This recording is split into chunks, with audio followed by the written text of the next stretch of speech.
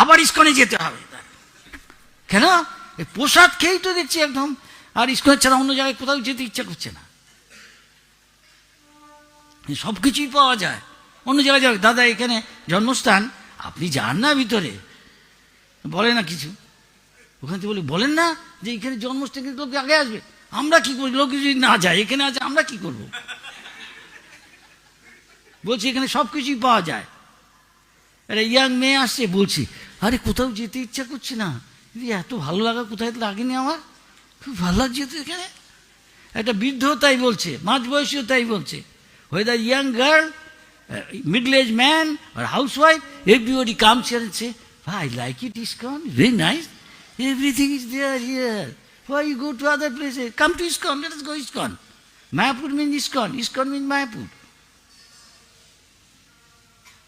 You see, দেখুন তাহলে প্রভুপাদ কি বানিয়েছে। প্রভুপাদ ওখানে লেখা আছে এমন একটা মন্দির আমরা এখানে বড়, আমি চাই সারা পৃথিবীর লোককে এখানে আকর্ষণ করে আনতে। এটাই ভক্তি বিনোদ ঠাকুরের ইচ্ছা ছিল। This was the desire, Bhakti Vinod Thakur, this was the desire of Chaitanya Mahaprabhu. He predicted this will happen. So who comes?